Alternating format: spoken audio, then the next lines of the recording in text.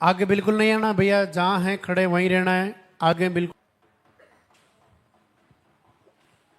करेंगे और जोरदार से जयकारा लगाएंगे। जय भोलेलाल दागे सरकार की।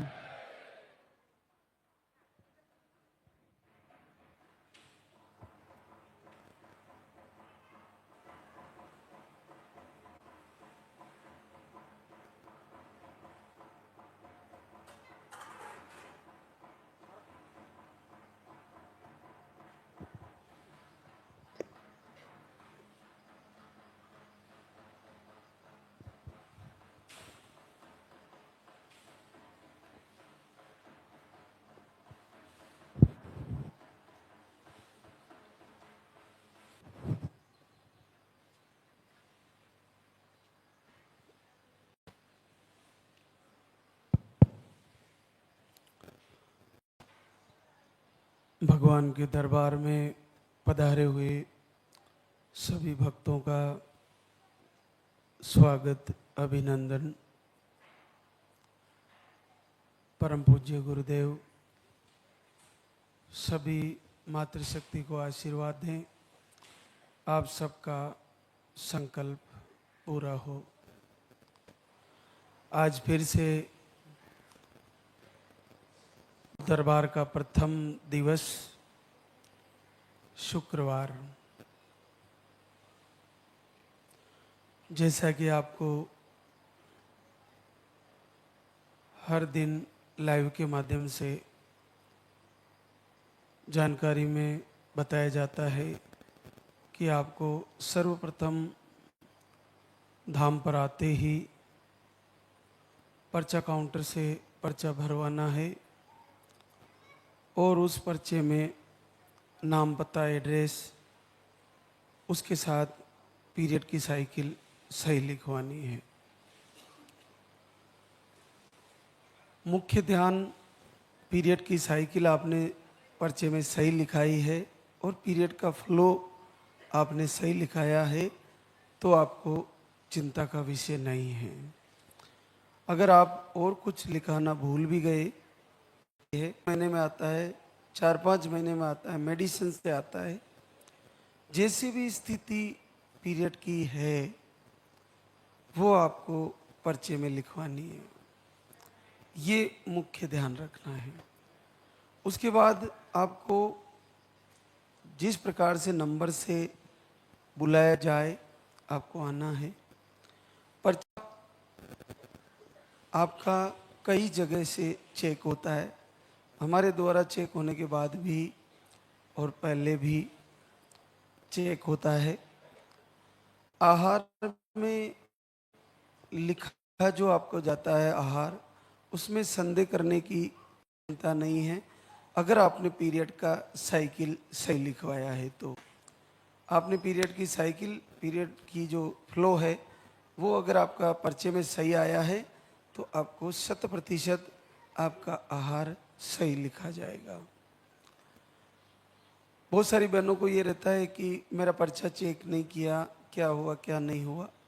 नहीं, आपको पीरियड का फ्लो, पीरियड की साइकिल आपने सही लिखवा दी तो आपका आहार भी आपको सही लेना और सही लिखा जाएगा, आप उसमें चिंता ना करें। फिर आपको एक भस्मी दी जाती है, भभूति दी जाती है महाराज श्री के द्वारा, उसको आपको तिलक लगाना है और उसको चख भी लेना है, थोड़ा खा भी सकते हैं। तो ये आपको घर पे भी ले जानी है। एक प्रसाद भी आपको दिया जाता है, इसको भी आप घर ले जाकर अपने वहाँ जहाँ पूजा करते हो वहाँ रख सकते हैं या परिवार में सबको बांट सकते हैं। आप भी उसको थोड़ा थोड़ा खा सकते हैं जो यहाँ से प्रसाद दिया जाता है।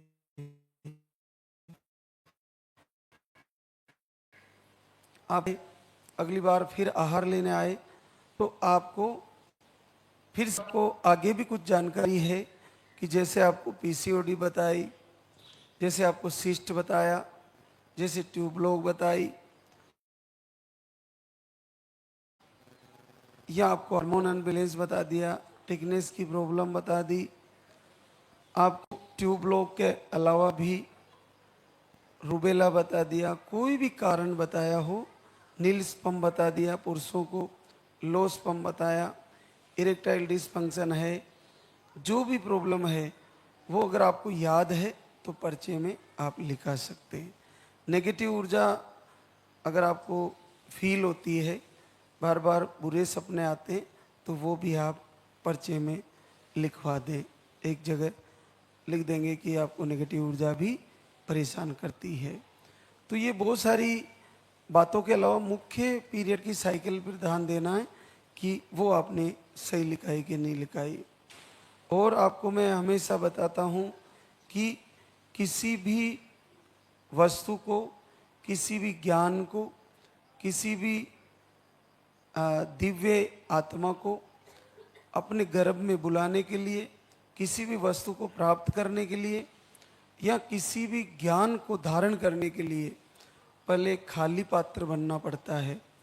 तो हमारे को सर्वप्रथम मन को जो बहुत सारे विचारों से, बहुत सारे विकारों से, बहुत सारे भ्रम से, बहुत सारी भ्रांतियों से और बहुत सारे कलेश विकार से भरा हुआ है, उसको धीरे धीरे खाली करना होगा। मन खाली होगा तो उसमें पॉजिटिविटी आएगी। पॉजिटिविटी ये लेके आनी है कि मेरे को बच्चा आ रहा है, मेरे को श्री लाल दागी सरकार जरूर आशीर्वाद देंगे, पूरे विश्व को आशीर्वाद दे रहे हैं, तो मेरे लिए क्या घाटा है, मुझे भी आशीर्वाद देंगे। आरती करते हुए, प्रार्थना करते हुए प्रभु से बार बार याचना करें, हे प्रभु, हे दयानिधि, पूरे संसार को आशीर्वाद आप घर बैठे दे रहे हो, मेरे लिए भी आपके इतने बड़े भंडार में, पूरे विश्व में क्या मेरे लिए क्या घाटा है प्रभु, मुझे भी आशीर्वाद दीजिए और मेरा संकल्प पूरा हो और मेरे भी कुल का दीपक आए। ऐसा संकल्प, ऐसा बार बार प्रभु से याचना करनी है। अब खाली पात्र बनने के लिए हमें दूसरी चीज़ों से थोड़ा बचना पड़ेगा। कोई आके आपको नेगेटिव बात कह देता है, फिर आप उसको अपने खाली मन में लिख देते हो। जिस बात की हमारे को ज़रूरत नहीं उसको लिख के क्या करना है। जैसे कोई आके आपके बारे में कोई गंदे शब्द कहता है कि उसने आपके बारे में ये बोला, तो आपने अपने मन में उसको ऐड कर लिया। ऐड करने के बाद आप उसी की चर्चा करोगे, उसने ये बोल दिया, उसने ये बोल दिया, उसने ये बोल दिया। अब शुरू में तो एक ही लाइन थी खाली कागज में, खाली मन में, अब उसका पूरा कितना चैप्टर हो गया कि आप उसकी सारी कुंडली बताने लगते हो। जबकि एक लाइन थी कि उसने आपको ये बोला कि इसके बच्चा कभी नहीं होगा, या ये बाज है, कुछ भी आपके लिए गंदा शब्द बोल दिया। अब आप उसी चैप्टर को बार बार रिपीट करते हुए आपने कई पन्ने अपने दिमाग में भर दिए। तो उससे अच्छा है वो उनकी सोच है, उन्होंने कहा होगा प्रभु मुझे जरूर आशीर्वाद देंगे, मेरा संकल्प जरूर पूरा होगा। कोई भी आके आपको नेगेटिव बात कहे तो उस चैप्टर को वहीं क्लोज करें, वहीं ख़त्म करें। फिर से अपन को वीडियो दर्शन करना है और फिर से दीप जलाना है और दीपक की लौ का ध्यान करते हुए, सरकार की मूर्त का ध्यान करते हुए, आरती करते हुए और एकांत में प्रार्थना करनी है। कोई दूसरा बीच में आपको डिस्टर्ब ना करे, बीच में आपको कोई आवाज़ ना दे, तब आपकी आरती, आपकी प्रार्थना, आपकी वंदना सफल है। वंदना करते हुए थोड़ी देर के लिए आंखें बंद करके और प्रभु के सामने दीप जला के खड़े हो जाएं, जिस प्रकार मेरा यहाँ से वीडियो जाता है, और वंदना को मन ही मन गुनगुनाए, आरती को करें। सुबह की आरती, शाम को आरती। और आप देखिए, चाहे नेगेटिव ऊर्जा हो, चाहे कुहुक बंधन हो, चाहे आप तंत्र मंत्र हो, चाहे कोई भी ऊपरी बाधा हो, वो सब यूं पलक झपकते दूर होने लगेगी और आपको निश्चित पॉजिटिव रिजल्ट आ जाएगा। आज हमारे भी आरती की तैयारी करेंगे। सभी एक बार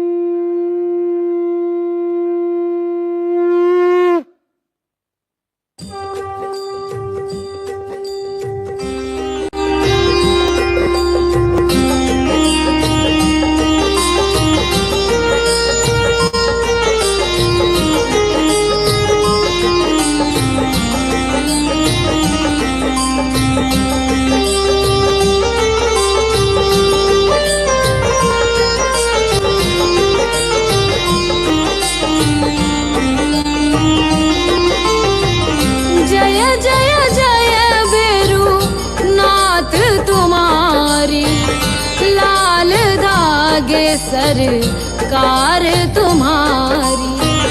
जय मेरू दरबार के दाता, भरहु गोद मेरी जगत विधाता।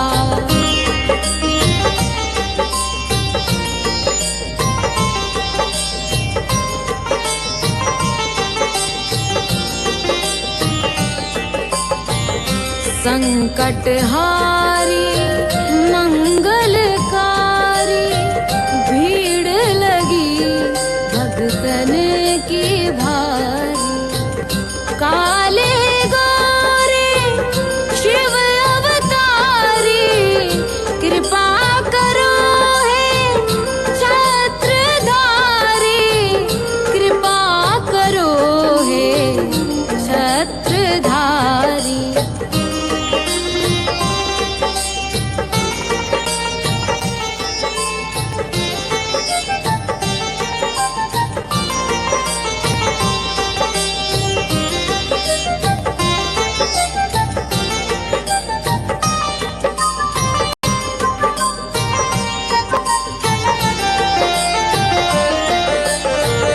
भटक रही दर दर दुखियारी, सुनियो हे प्रभु अर्ज हमारी।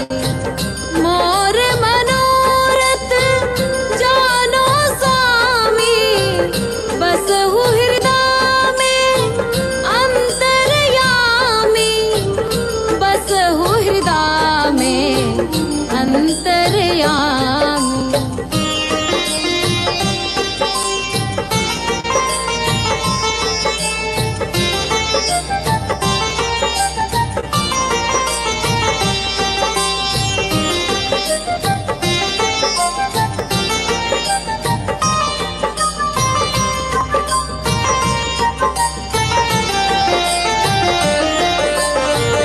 बहुत दवा करा कर हारे, अब है बाबा तेरे सहारे।